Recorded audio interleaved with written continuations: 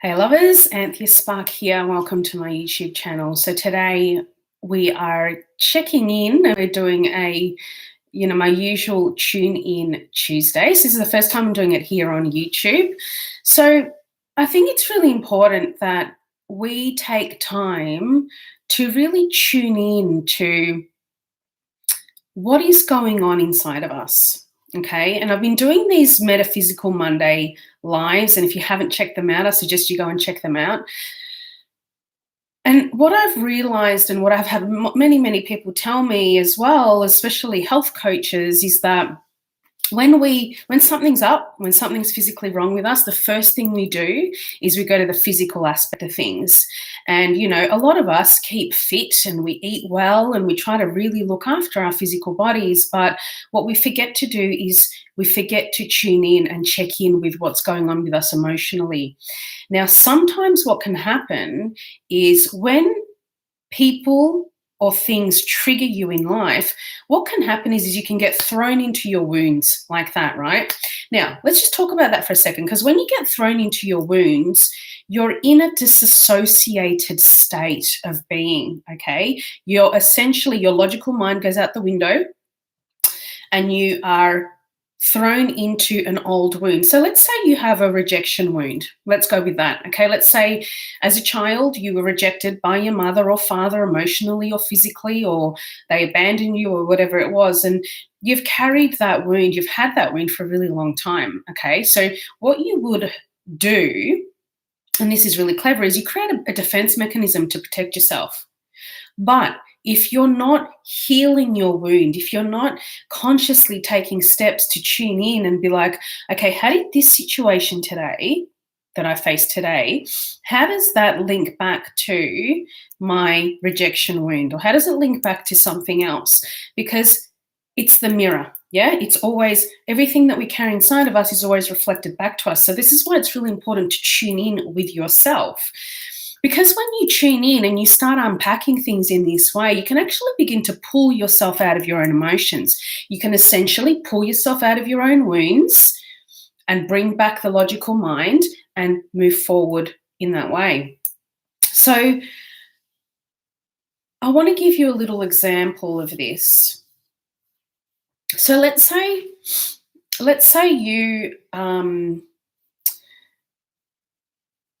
you're dating, you're single and you're dating, okay? And you meet someone who you really like and they really like you and it's all going great. And you try to, as naturally what we do when we meet people is we start to share more of our lives with them and we share more of who we are with them. And we want to, often we want to progress things, okay, which is a really natural thing. You want to keep getting closer and closer and closer to that person because it feels so good, right?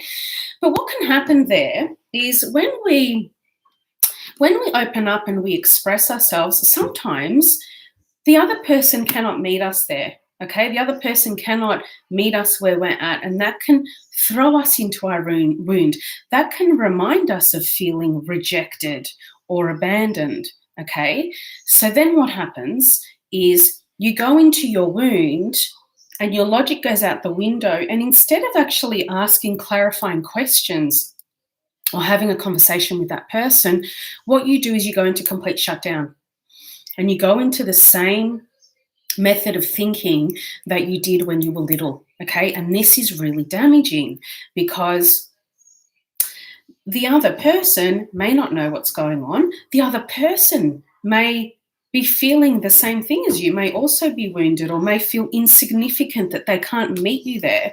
So that's why it's really important to communicate in relationships. And I really believe a lot of the misunderstandings that happen in relationships are because of lack of communication and lack of clarity and lack of understanding each other, right? So it's really important that you recognize when you're going into a wound, okay? Because then you can bring that back in and have a conversation with that person. And again, they may meet you there or they may not meet you there, but it's really important that you understand what your wounds are,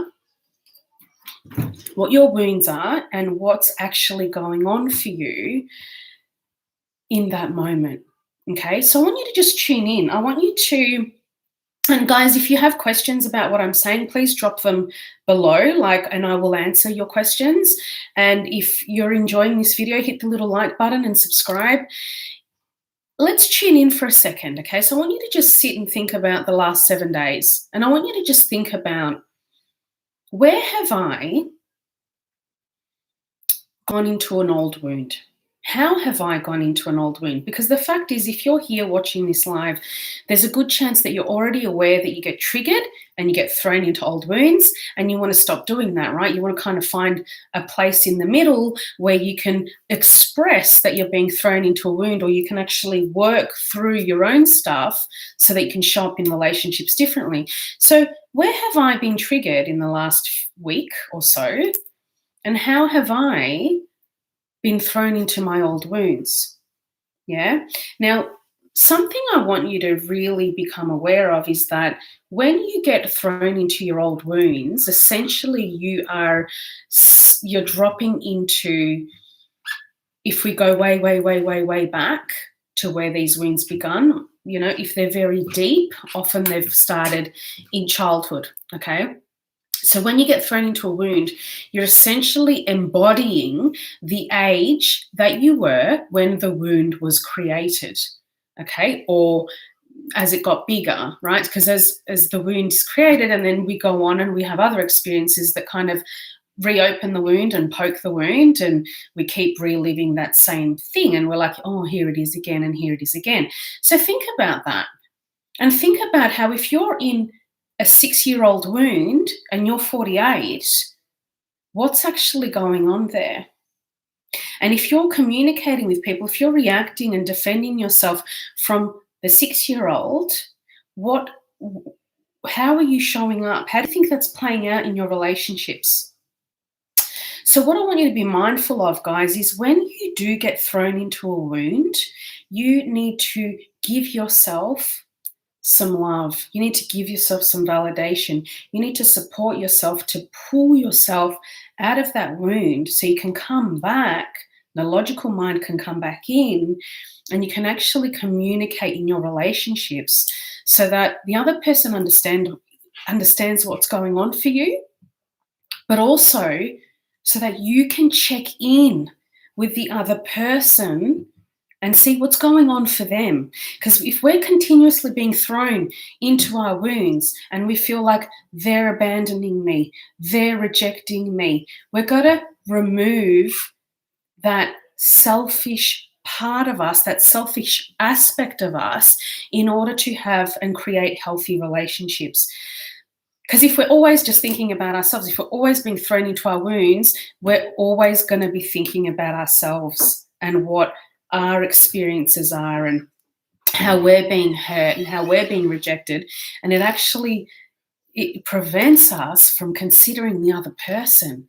And that doesn't make for a healthy relationship. So what's really important is that you tune in to how you feel. And if you need support, you go out and you get support so you can start healing your wounds, so you can stop bringing them into your current relationships. And when I say current relationships, I mean lovers, friends, family, colleagues, co-workers, whatever it is, right? We will bring our wounds into our current relationships. And in my experience with working with people, what I've found is that it didn't matter if it was a lover or a friend or anything, the effects of the wounds would show up for that person. Yeah. So let's say you have a rejection wound, and that means that you struggle to trust people.